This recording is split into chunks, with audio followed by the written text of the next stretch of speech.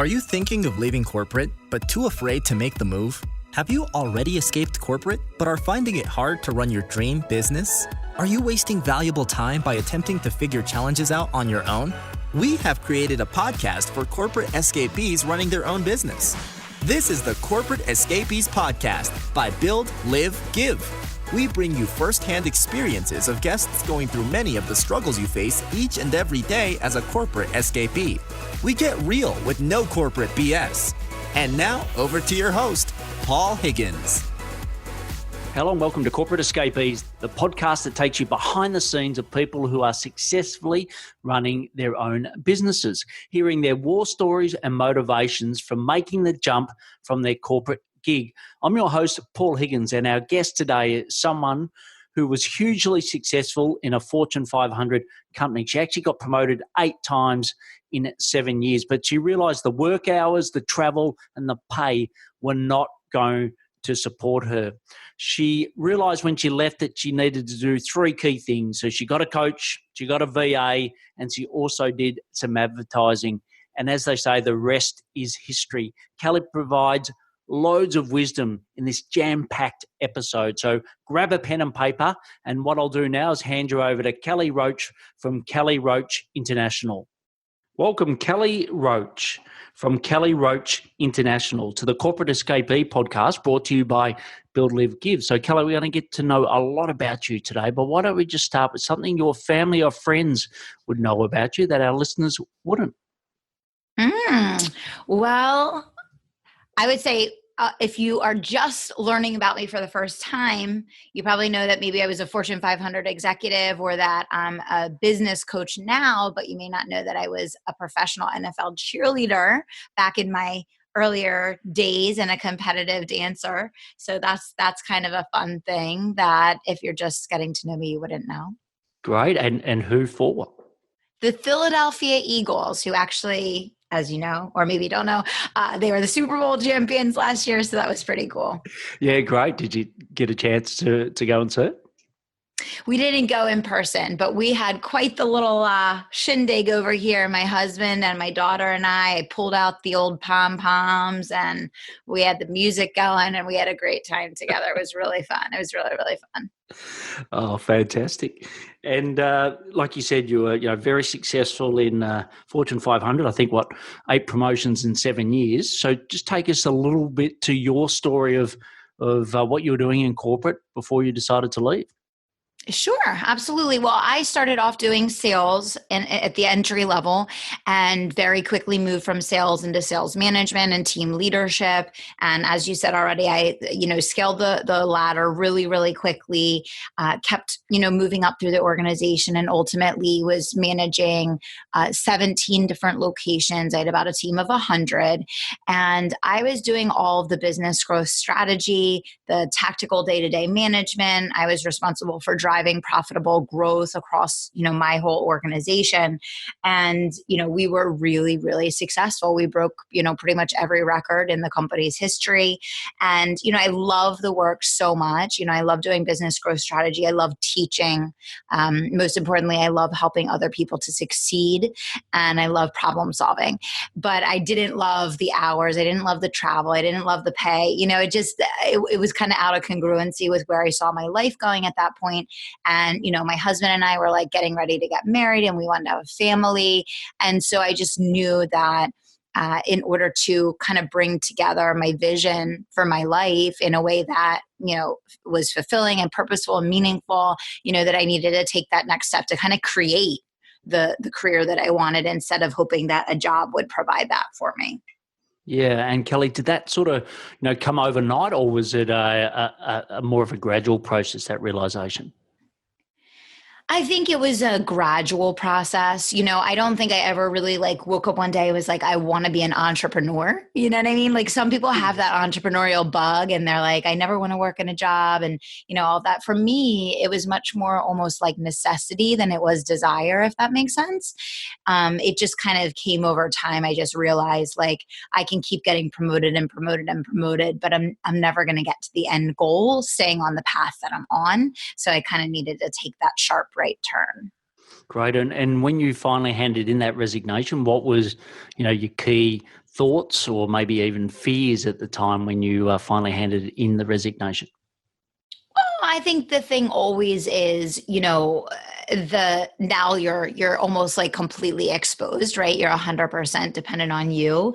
And, obviously, there's surprises and there's roadblocks and obstacles all the time, in running your own business. So it's really, it's always scary. I feel like, to bet 100% on yourself. But I also gave myself time to build up the business before I did that. So for me, there was definitely a really high level of confidence, in making the transition.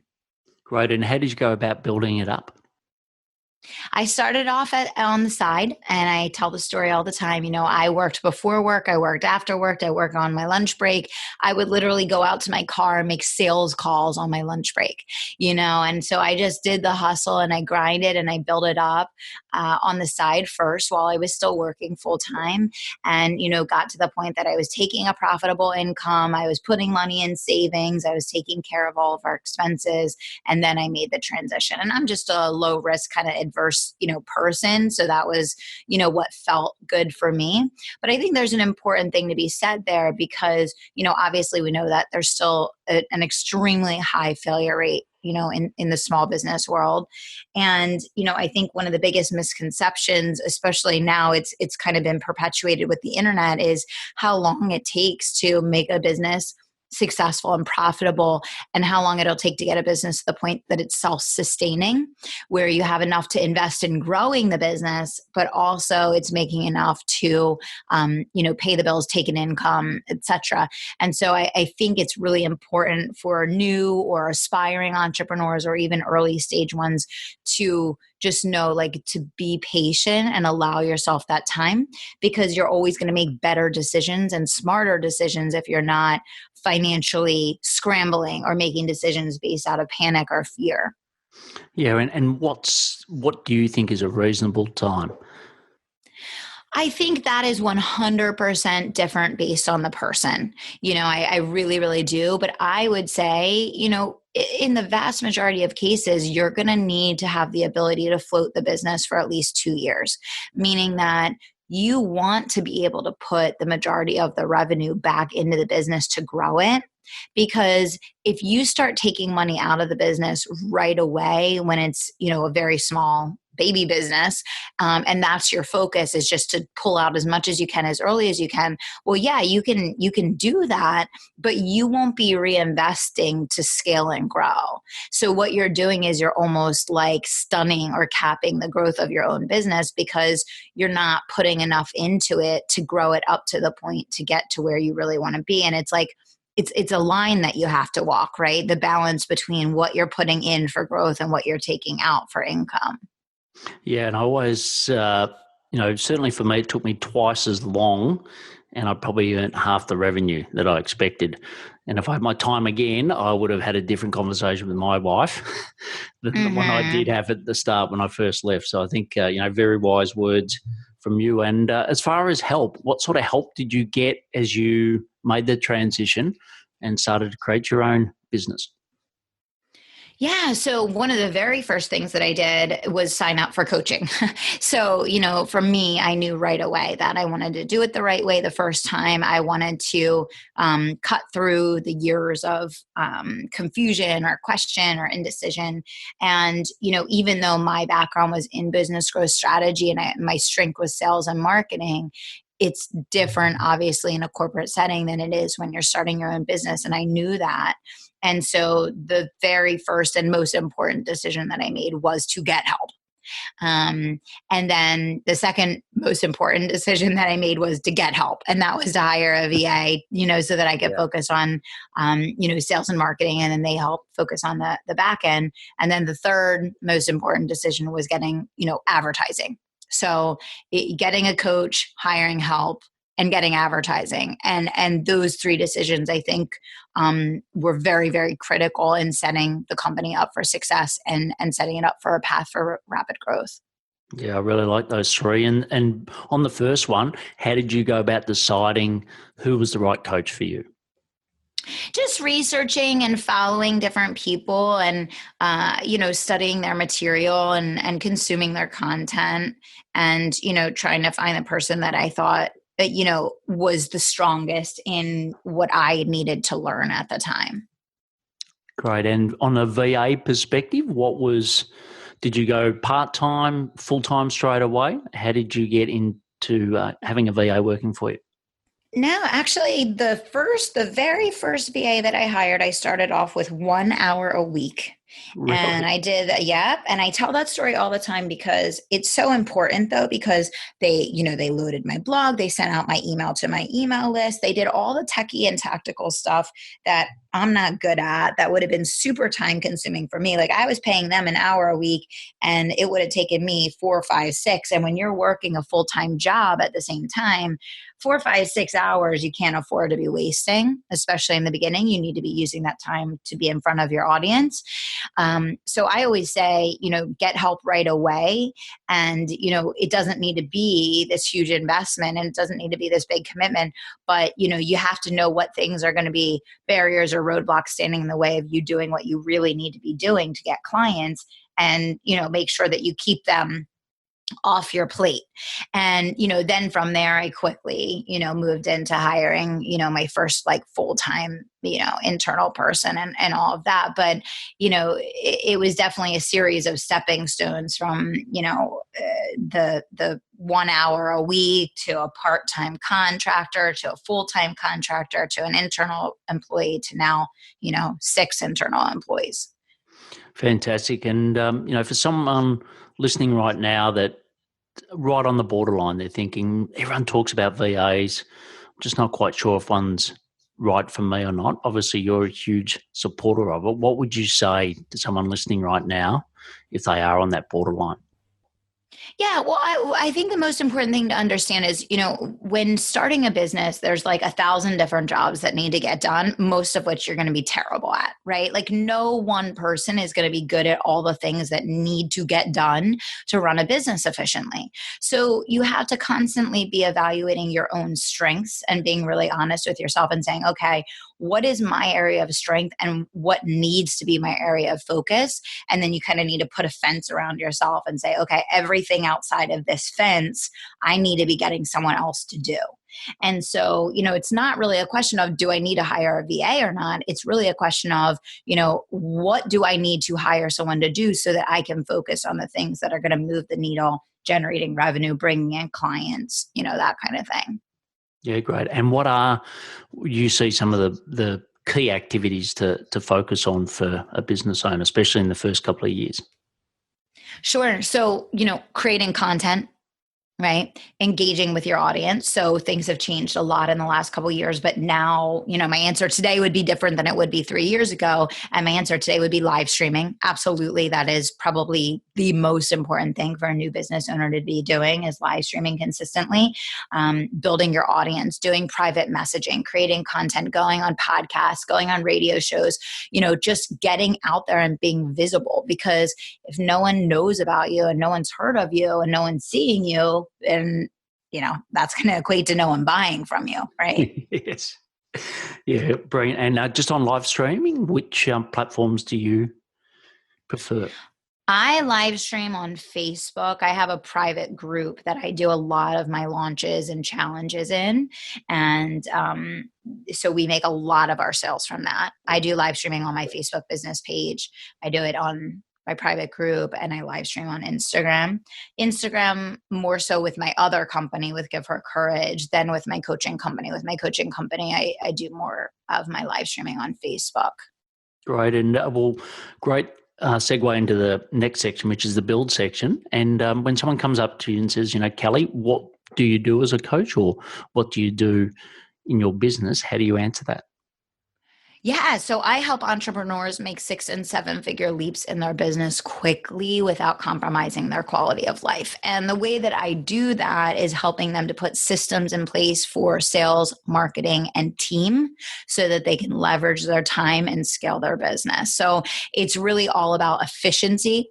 It's about the right activities in the right quantity, in the right order to allow you to create sustainable growth in your business and to do it without working 24 hours a day. Right. And how did you land on that as a target market, working with entrepreneurs looking to jump to 6 to 7? Yeah, I really wanted to work with small business owners in particular because I wanted the work that I was doing to be meaningful and impactful to a family. So my goal when I started my company was that when I worked with an entrepreneur and helped them to be successful, that it had a direct impact on their family's financial situation.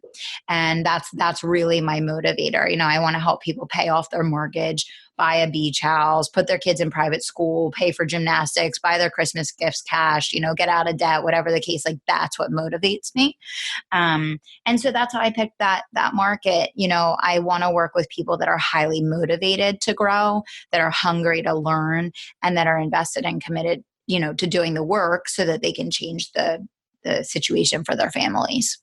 Brilliant. And what do you do that's unique compared to some other coaches? Well, I think number one is the efficiency and the clarity and the simplicity of the way that I coach. I coach in a manner where someone can get more in 15 minutes with me than they can get in an hour and a half with someone else. And it's just because my strength is problem solving. It always has been. And, because of my background in Fortune 500 and because of the fact that I was, learning these trends and learning how people behave and learning how the market responds and learning what these common challenges are when doing business growth strategy, I just have a laser ability so quickly to see exactly what someone needs to do to get a result right away. And so, that's a big thing. But besides that, all of our programs are really intentionally designed to sell to the gap. And what I mean by that is, I'm not just a creator of coaching, I'm a consumer of coaching. So although we're coaching people, I'm also always investing in coaching myself. Right now we have a PR coach for my team. We have a YouTube coach for my team. We're always in, a dozen different programs and masterminds and courses, ourselves. And so for me, that's really interesting and important as well, because it helps me to see what the weaknesses in the market are. And, one of the biggest weaknesses in the education space, in the coaching space, is accountability. And so all of my programs have layered in accountability coaching with my team on top of the learning and development and the strategic coaching with me. So they're getting the strategy from me. They're getting the accountability from my team. Then they're getting the learning from the membership platform. And then they're getting the community from the Facebook groups. And so those 4 pillars really make a difference in the results that people get. Great. And you talked about systems. What are some of the systems that you help companies with? Well, sales and marketing first and foremost, right? Because that's the blood and oxygen of the business. So having a set weekly routine that you do in an exact manner every single week for both sales and marketing, so that you can generate a specific number of new leads each week, a specific number of conversions each week, and you can do it with confidence. So that's first and foremost. Once that's working, then we move on to team, right? Because, it always starts off that the business owner is the primary salesperson, but ultimately to scale and to grow and to keep your sanity in check, you need other people doing it for you, right? So then we transition to that. And then once we get into team, that's when really the systems open up into every area of the business, from operations to billing to auditing, onboarding clients, offboarding clients. There's dozens of areas that it's critical to have these systems in place. Great. And what's your view on, say, one best of breed versus I call it a separate stack where you've got the best of each? I hope I've explained that well, but instead of having like an ERP, like a NetSuite, you might have 5 or 6 different platforms that sort of form your systems. What's your view on that? I think that there's different solutions that are good for different individuals and different companies. You know what I mean? What I always look for when I'm working with my clients is the simplest the simplest solution always creates the highest level of efficiency and typically creates the highest level of effectiveness.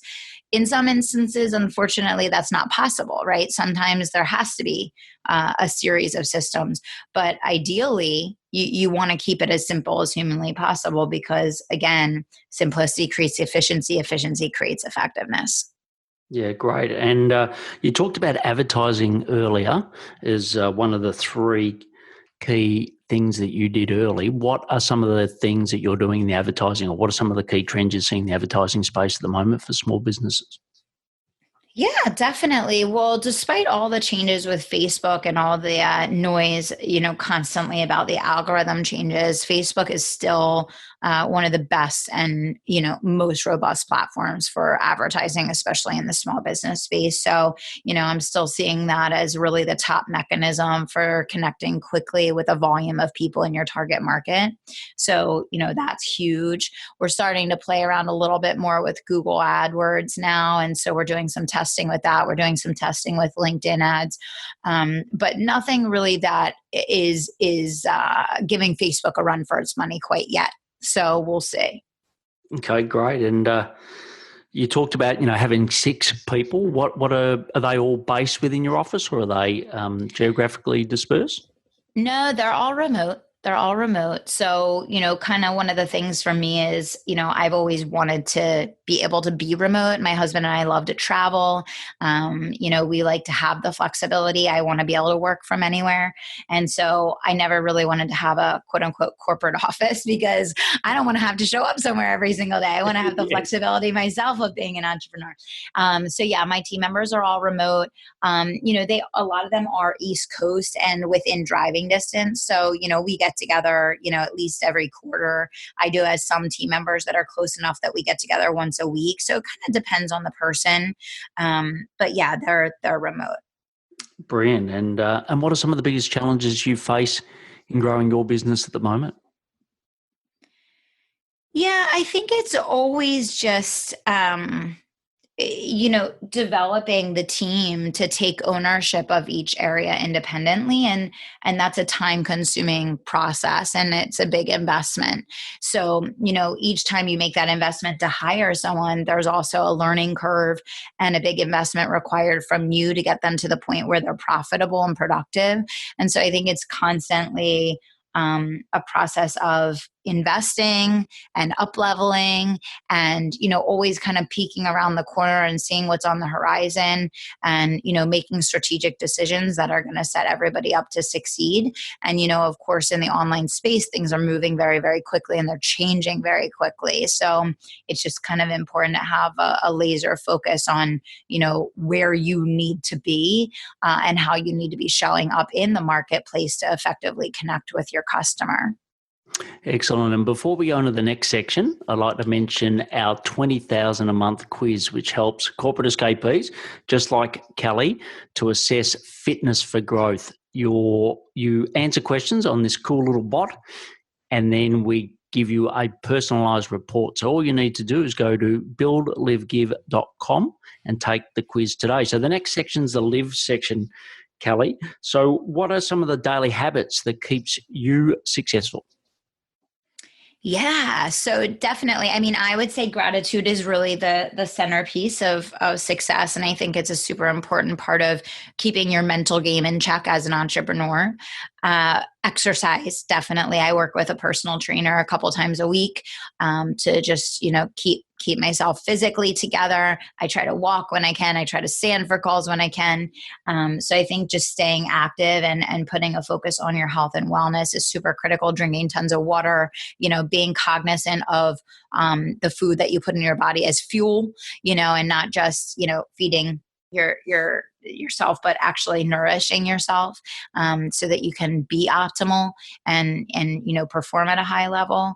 And also constantly assessing boundaries and constantly assessing the way that you're structuring your time and when it's time to pull back and when it's time to lean in, and just being extremely disciplined with your time. I live by the calendar. If I commit to something, I'm doing it.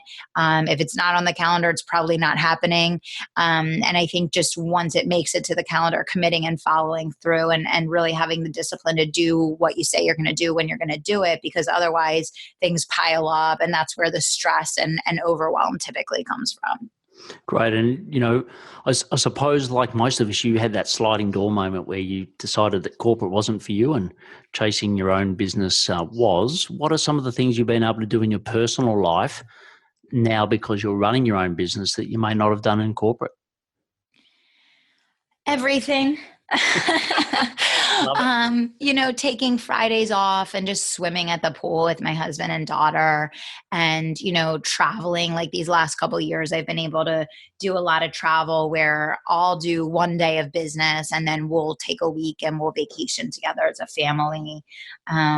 Just the flexibility, to be really present with my daughter. She just started school, so dropping her off and picking her up from school and being a part of the events that they have. And, you just don't have that opportunity to, be really in charge of your own life until you get yourself in a position to be in charge of your own life, And when Billy, your husband, listens back to this, what would you like to say to him about the support he's given you through this journey?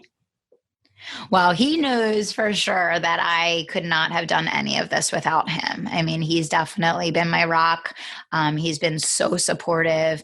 These past 4.5 years since Madison was born, he was actually home full time with her while I was building the business. So we had decided that we didn't want to put her in daycare. We wanted her to be home.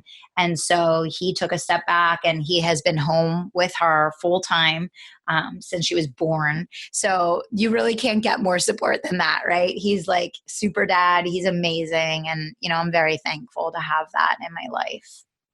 Well, the next section is the give section. And what's a cause or a charity you're passionate about and why? Yeah, so I am super passionate about charity water. And for the past year and a half, almost 2 years now, we've been making donations very regularly. And this year we actually amped it up to, it's a monthly donation, but really it's a set amount each week that we give.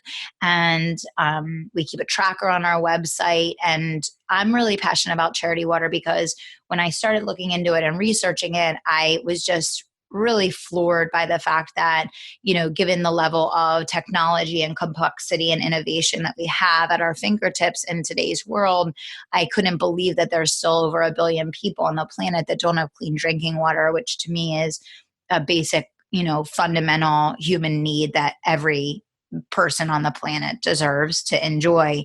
And so when I learned that, I just really felt like I couldn't not do anything. And so, it's something that, we do regularly, we do consistently. My dream is, I want to be able to build a well and fly my team down and be a part of that project. And so that's what we're working towards. And what's really amazing is with charity water, pretty much all the money goes back to the people, and it only costs about $30 to bring clean drinking water to someone for life. So, this is something that anyone can do, and you can donate in really small increments, but you can change someone's life forever. Very powerful. So the last section is the action section. So I'll just ask you some questions and just get some rapid fire replies. So the first one is, what's your top 3 productivity tips? Stick to recurring time blocks on your calendar. Keep it simple and stay disciplined. And going with that would be my number 1 tip. But the number 2 tip that goes hand in hand with that is know what your recurring time blocks need to be. Because one of the biggest things that I find with entrepreneurs is they're working really, really hard on a whole lot of things that they don't even need to be doing at all. And if they just replace those with more productive, better targeted actions, they would be seeing much better results. It's not about needing to work harder or spend more time on your business. It's about up-leveling and really being more precise with the things that you're working on. So I would say number one and number two go hand in hand. And then number three would be constantly be working on your mental health because, as much as, hey, I'm a business growth strategist, so I would love to say it's all about strategy, but it's not. If your mindset isn't right, I can give you the best strategy in the world and you're not going to see any results. So working on your mental game is an incredibly important tie between, where you are and where you want to be. Great. And we talked about systems before, but what are some favorite apps that you use on your mobile or desktop? I am a simple girl. I'll tell you what, I love the Google Drive. I use the Google Drive. I have folders and folders and folders. Every single item in my company can be accessed in like a millisecond by accessing a folder in the Google Drive. Like, it is organized, it's clean, it's easy, it's accessible. I don't use a lot of apps. I'm very, very simple. I like to keep things as, unbottlenecked as possible. So I'm probably the worst person to answer that question. No. And other than your own podcast, Unstoppable Success Radio, what other podcast would you recommend and why? Yeah, I think it totally depends on what you're trying to learn and what you're trying to master. And I think that that's different for, every single person. There are so many good podcasts out there right now, but I would say for everybody here, you're in the right place. So build, live, give. Brilliant. And what's some parting advice you'd love to share with the Build, Live, Give audience? Yeah, absolutely. So get help. Get help. If you're stuck, find someone that's already where you want to be and find out how they can help you get there. Right. And, never assume and keep doing something just because it's habitual or because you think you're supposed to do it. Always be assessing where you're focused, the results that you're getting, and what changes or shifts that you need to make to get the result that you really want. Excellent. Brilliant. And look, you can definitely find out more about Kelly at kellyroachcoaching.com. I'll put the links to that and also all the other valuable information she's given on the podcast in the show notes. But Kelly, wonderful to have you on the show.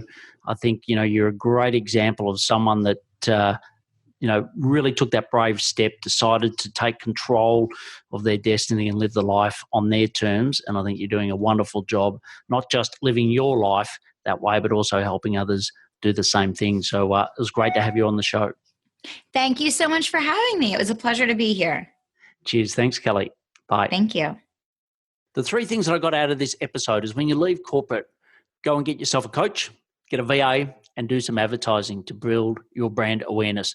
The second thing is around live video. It's all the rage. You must be doing live video. Test it yourself. And the third thing is no matter how good the strategy is, you need to have your mental health right. So they were brilliant takeouts from Kelly. I'd love to hear what you thought of this episode. So please email me at paul@buildlivegive.com.